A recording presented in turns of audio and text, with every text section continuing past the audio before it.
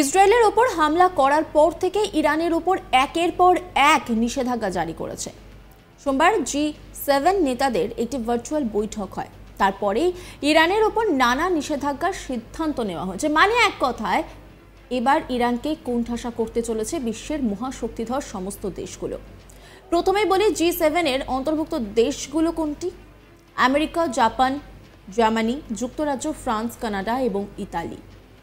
সোমবার ইরানকে চাপে ফেলতে তারা একযোগে বৈঠক করে, আর সেই বৈঠকে ইউরোপীয় ইউনিয়নও আলোচনায় অংশ নেয়। গত 7 মাস ধরে ইসরায়েল বনাম ফিলিস্তিনি জঙ্গিদের যুদ্ধ চলছে। সেই আবহে আবারও সংকট নেমে এলো পশ্চিম এশিয়ায়। গভীর রাতে ইরান থেকে ইসরায়েল হামলা হয়েছে বলে অভিযোগ সামনে আসে। ক্ষেপণাস্ত্র সহ ইরানের তরফে বিস্ফোরণে ভর্তি ঝাঁক ড্রোন ছোড়া হয়েছে বলে দাবি করে ইসরায়েল। তবে তাদের দাবি সত্যি হলে এই প্রথম সরাসরি ইসরায়েলের মাটিতে হামলা চালালো ইরান। এতে আন্তর্জাতিক ভূ রাজনীতিতেও সংকট দেখা দিয়েছে, কারণ ইতিমধ্যে ইসরায়েলের সমর্থনে এগিয়ে এসেছে আমেরিকা। তাতে আমেরিকার সঙ্গে তাদের সংঘাত নয়া মোড় নিতে চলেছে বলে মনে করছে কূটনৈতিক মহল। শনিবার গভীর রাতে ইরান ইসরায়েলে কয়েক ডজন ড্রোন এবং ব্যালিস্টিক ক্ষেপণাস্ত্র হামলা চালায়।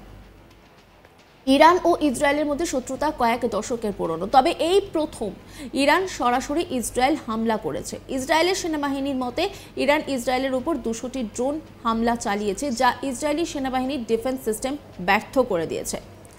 বাইডেন জানান, ইরান থেকে আসা প্রায় সব ড্রোন ও মিসাইল নামিয়ে ফেলতে ইসরায়েলকে সহায়তা করেছে আমেরিকান বাহিনী। গত সপ্তাহেই এই অঞ্চলে মার্কিন সামরিক বিমান এবং ব্যালিস্টিক মিসাইল প্রতিরক্ষা টিমকে সতর্ক থাকার নির্দেশ দেওয়া হয়েছিল বলে দাবি করেন তিনি। এক্সে দেওয়া এক পোস্টে বাইডেন বলেছেন, ইরান এবং এর সঙ্গীদের হুমকির বিরুদ্ধে ইসরায়েলের নিরাপত্তার প্রতি আমাদের দৃঢ় প্রতিশ্রুতি থাকবে। তবে ব্যালিস্টিক ক্ষেপণাস্ত্র হামলার কথা উল্লেখ করেনি ইসরায়েল। এই হামলার পর ইসরায়েল তার সমস্ত আকাশপথ বন্ধ করে দিয়েছে এবং পুরো ইসরায়েল এখন নো ফ্লাই জোনে পরিণত হয়েছে। খবরে বলা হয়েছে, মধ্যপ্রাচ্যে মোতায়েন আমেরিকান প্রতিরক্ষা ব্যবস্থা ইসরায়েলের হামলায় বেশ কয়েকটি ইরানি ড্রোন ভূপাতিত করেছে। ইসরায়েলের প্রতিরক্ষা মন্ত্রী ইয়োভ গ্যালান্ট মার্কিন প্রতিরক্ষা সচিব লয়েড অস্টিনের সঙ্গে কথা বলেছেন। মিনিস্টার গ্যালান্ট মার্কিন প্রতিরক্ষা মন্ত্রীকে ইরানের আক্রমণের মুখে ইসরায়েলের প্রতিরক্ষামূলক কার্যক্রম সম্পর্কে অবহিত করেছেন এবং জোর দিয়েছিলেন যে প্রতিরক্ষা সিস্টেম ইসরায়েলে আক্রমণ করার জন্য আরও যে কোনো প্রচেষ্টার জন্য প্রস্তুত রয়েছে। মিনিস্টার গ্যালান্ট সেক্রেটারি অস্টিনকে তার নেতৃত্ব এবং ইসরায়েলের সঙ্গে দাঁড়ানোর জন্য প্রশংসা করেন।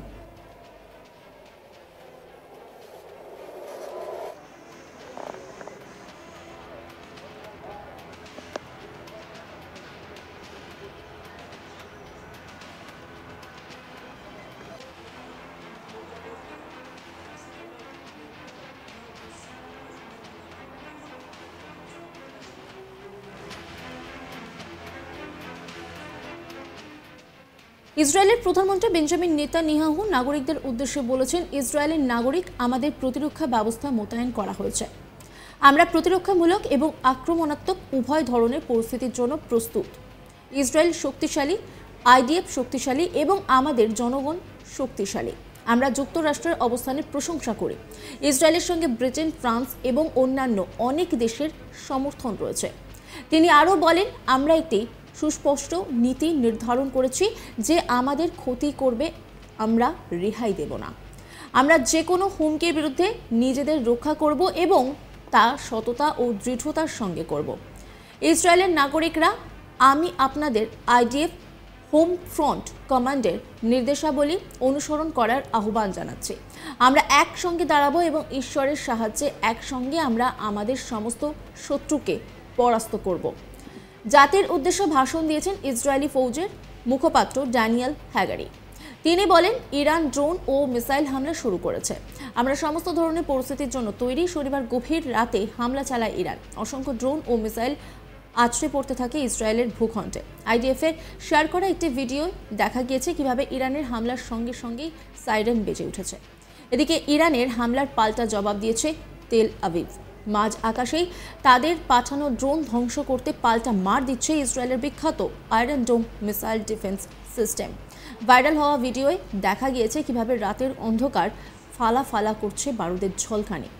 ইরানের এই হামলার পর ইসরায়েলের প্রধানমন্ত্রী বেঞ্জামিন নেতানিয়াহু মন্ত্রিসভার জরুরি বৈঠক ডেকেছেন। এর পাশাপাশি ইরানের ড্রোন হামলার পর ইসরায়েলের সেনাবাহিনীকে হাই অ্যালার্টে রাখা হয়েছে। একই সঙ্গে ইসরায়েলকে সাহায্যে অব্যাহত রাখার কথাও জানিয়েছে আমেরিকা। মার্কিন প্রেসিডেন্ট জো বাইডেন শীঘ্রই হোয়াইট হাউসে জাতীয় নিরাপত্তা দলের একটি বৈঠকে বসতে যাচ্ছেন, যেখানে ইরান ইসরায়েল যুদ্ধের ফলে উদ্ভূত পরিস্থিতি নিয়ে আলোচনা হবে। অন্যদিকে ইসরায়েলে ইরানের হামলার নিন্দা করেছেন ব্রিটিশ প্রধানমন্ত্রী ঋষি সুনাক। গত 1 এপ্রিল সিরিয়া ইরানের কনসুলারে ইসরায়েলি হামলার পর ইরান ক্রমাগত ইসরায়েলে হামলার হুমকি দিয়ে আসছিল। ইসরায়েলি হামলার 2 ইরানি জেনারেল নিহত হয়েছেন। এর আগেও গাজায় ইসরায়েলের হামলার কারণে ইরান ও ইসরায়েলের মধ্যে উত্তেজনা দেখা দেয়।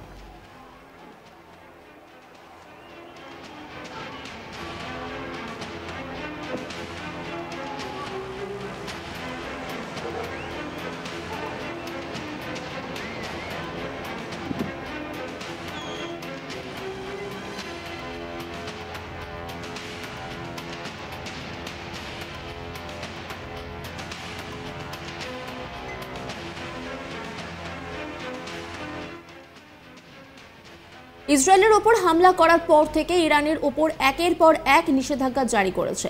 সোমবার G7 নেতাদের একটি ভার্চুয়াল বৈঠক হয়, তারপরে ইরানের ওপর নানা নিষেধাজ্ঞার সিদ্ধান্ত নেওয়া হয়েছে। মানে এক কথায় এবার ইরানকে কোণঠাসা করতে চলেছে বিশ্বের মহাশক্তিধর সমস্ত দেশগুলো। প্রথমেই বলি G7 এর অন্তর্ভুক্ত দেশ কোনগুলি? আমেরিকা, জাপান, জার্মানি, যুক্তরাজ্য, ফ্রান্স, কানাডা এবং ইতালি। সোমবার ইরানকে চাপে ফেলতে তারা একযোগে বৈঠক করে, আর সেই বৈঠকে ইউরোপীয় ইউনিয়নও আলোচনায় অংশ নেয়।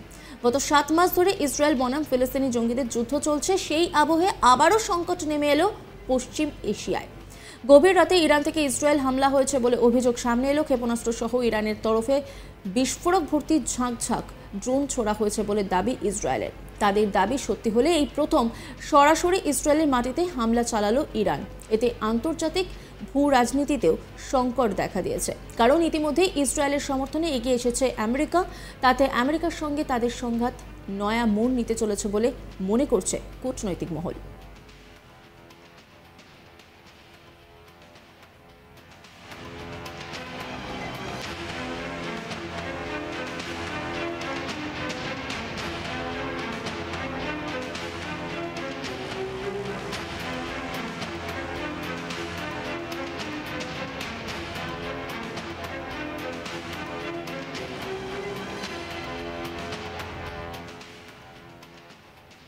নজর রাখুন আজ তাক বাংলার ইউটিউব স্ট্রিমিংয়ে।